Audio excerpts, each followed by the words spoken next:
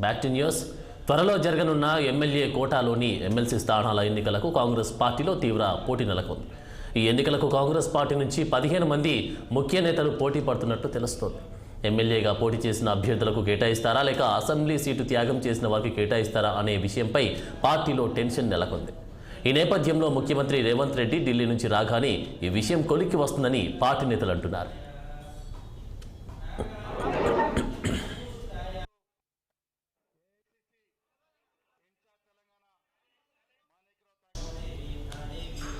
ఇక ఇదే అంశానికి సంబంధించి తాజా అప్డేట్స్ మా ప్రతినిధి శ్రీనివాస్ లైవ్లో అందిస్తారు. శ్రీనివాస్.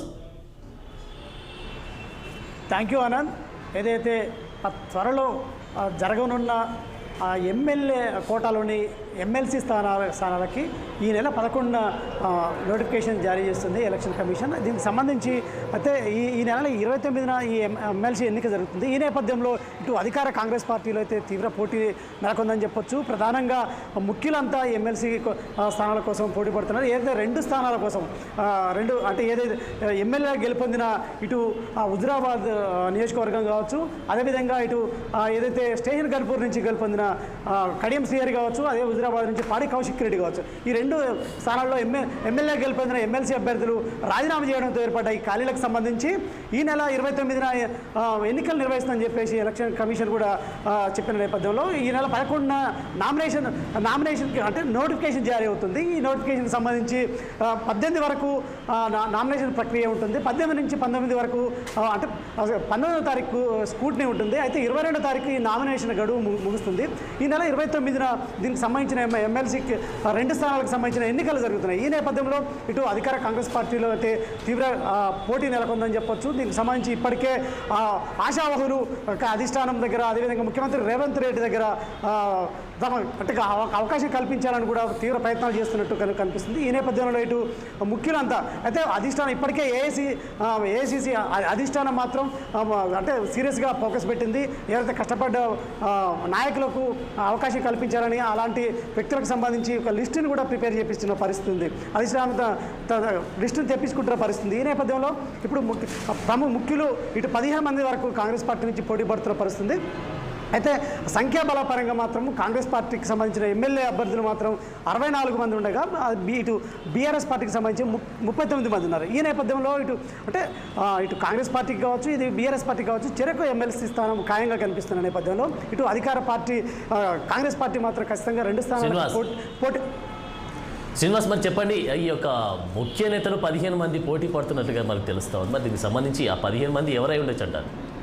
అంటే ఏదైతే ఇప్పుడు ఈ 2 రకాలుగా చెప్పవచ్చు. ఒకటి ఏంటంటే ఏదైతే ఎమ్మెల్యే అభ్యర్థులుగా పోటీ చేసి ఓడిపోయిన ఎన్నికల్లో ఎమ్మెల్యే అభ్యర్థులుగా పోటీ చేసిన ఎమ్మెల్యే అభ్యర్థులు కావచ్చు, అదేవిధంగా పార్టీ కోసం అంటే ఎమ్మెల్యే టికెట్ అవకాశం కోసం చూసి ఎమ్మెల్యే టికెట్ కోసం పోటీపడి చివరిలో త్యాగం చేసిన అభ్యర్థులు కావచ్చు. అంటే వీళ్ళలో ఎవరికి అధిష్టానం అవకాశం కల్పిస్తుంది అనేది కూడా వేచి చూడాల్సిన పరిస్థితి. మొత్తంగా ఇటు గెలిచి అంటే ఓడిపోయిన అభ్యర్థులకు అవకాశం ఇస్తుందా ఈ 2 స్థానాల కోసం, అదేవిధంగా ఇటు కష్టపడి పార్టీలో పనిచేసిన అభ్యర్థులకు ఇస్తుందని మాత్రం చూడాల్సిందే. దీనికి సంబంధించి ఇప్పటికే అధిష్టానం అయితే కాంగ్రెస్ పార్టీ సీరియస్గా కసరత్తు అయితే ప్రారంభించిందని చెప్పొచ్చు.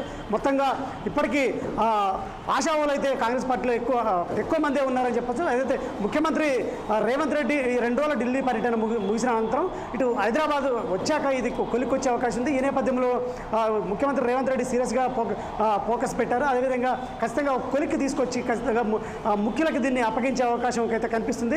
మొత్తం ఈ నేపథ్యంలో ఖచ్చితంగా కాంగ్రెస్ పార్టీ 2టికి పోటీ చేస్తే మాత్రం పోటీ అయితే నెలకొనే అవకాశం ఉంది. ఏదైతే ఒకే స్థానానికి మాత్రం పోటీలో నిలిపెడితే మాత్రం ఇటు బీఆర్ఎస్ పార్టీ కావచ్చు, ఇటు కాంగ్రెస్ పార్టీకి చిరొకటి అంటే ఏకగ్రీవంగా అయ్యే అవకాశం ఉంది. లేదంటే కాంగ్రెస్ పార్టీ 2 స్థానాలు నిలబెడితే మాత్రం పోటీ మాత్రం తప్పని పరిస్థితి. ఈ నేపథ్యంలో ఖచ్చితంగా కాంగ్రెస్ పార్టీ 2 స్థానాలకు పోటీ చేసే అవకాశం కనిపిస్తుంది. అభ్యర్థులను నిలబెట్టే అవకాశం కనిపిస్తుంది. ఖచ్చితంగా సంఖ్యాబలంగా పరంగా ఒకటి మాత్రమే చెరొకటి దక్కే అవకాశం ఉన్న నేపథ్యంలో కాంగ్రెస్ పార్టీ ఖచ్చితంగా ఇటు ఇప్పటికే ఎమ్మెల్యే ఇతర పార్టీ ఎమ్మెల్యేలతో సంప్రదింపులు కూడా జరుపుతున్నట్టు తెలుస్తుంది. ఈ నేపథ్యంలో ఖచ్చితంగా 2 స్థానాలు కైవసం చేసుకోవాలని కూడా కాంగ్రెస్ పార్టీ చూస్తున్న నేపథ్యంలో ముఖ్యమంత్రి రేవంత్ రెడ్డి ఢిల్లీ నుండి హైదరాబాద్ చేరుకోగానే దీనికి సంబంధించి ఒక కొలిక్ వచ్చే అవకాశం ఉంది. ఎవరికి ఈ 2 స్థానాల్లో తీవ్ర పోటీ నెలకొన్న నేపథ్యంలో ఎవరికి అవకాశం కల్పిస్తారని మాత్రం చూడాల్సిన పరిస్థితి కనపడుతుందా? శ్రీనివాస్, మరి తాజాగా గాంధీ భవన్ దగ్గర పరిస్థితి ఎలా ఉంది ఇప్పుడు? అంటే ఏదైతే గాంధీ భవన్ దగ్గర ఖచ్చితంగా నాయకుల ఆశావాహుల నాయకులు కావచ్చు, ఆశావాహులు కావచ్చు, వాళ్ళ కోలాహలం నెలకొందని చెప్పొచ్చు. ఖచ్చితంగా దీనితో పాటు ఈ నామినేటెడ్ పోస్టుల ప్రక్రియకు సంబంధించి కూడా ఇప్పుడు అధిష్టానం సీరియస్గా కాంగ్రెస్ అధిష్టానం సీరియస్గా ఫోకస్ పెట్టింది. ముఖ్యమంత్రి రేవంత్ రెడ్డి కూడా సంక్రాంతిలోపు తీపి కబురు చెప్తానని కూడా ఇటు హామీ ఇచ్చిన నేపథ్యంలో ఖచ్చితంగా నామినేటెడ్ పోస్టులు ప్రక్రియ సంక్రాంతి వరకు ఉంటుందనేది కూడా నాయకులు ఆశావాహులు వ్యక్తం చేస్తున్న పరిస్థితి. అదేవిధంగా ఈ నెల 14న రేవంత్ రెడ్డి దావోస్ పర్యటన నేపథ్యంలో దావోస్ పర్యటన ముగిసిన అనంతరం ఉంటుందా లేకపోతే ముందుగానే ఉంటుందా అనేది సంక్రాంతి ఉంటుందా అనేది మాత్రం తెలియాల్సి ఉంది, ప్రకటన చేయాల్సి ఉన్న నేపథ్యంలో ఖచ్చితంగా ఇటు దీనికి సంబంధించి ఏదైతే ఎమ్మెల్సీ స్థానాలకు సంబంధించి మాత్రం నాయకుల మధ్య తీవ్ర పోటీ నెలకొంది. 15 మంది నాయకులు మాత్రం ఖచ్చితంగా తమకే కావాలంటూ కూడా ఇటు ముఖ్యమంత్రి రేవంత్ రెడ్డితో పాటు ఇటు మంత్రుల దగ్గర తమ సంబంధించిన అవకాశం కల్పించాలని కూడా అడుగుతున్న పరిస్థితి ఉంది. ఈ నేపథ్యంలో ఏఐసీసీ కూడా అంటే ఈ ముఖ్యమైన వ్యక్తులకు సంబంధించిన లిస్ట్ అయితే తెప్పించుకుంటుంది. మరి ఎవరికి అవకాశం కల్పిస్తుందనే మాత్రం చూడాల్సిన అవకాశం ఉంది. ఈ నేపథ్యంలో ముఖ్యమంత్రి ఢిల్లీ నుండి ఇక్కడ హైదరాబాద్ రాగానే దీనికి సంబంధించి ఒక కొలిక్కొచ్చే అవకాశం అయితే కనిపిస్తుంది. Anand, thank you Srinivas.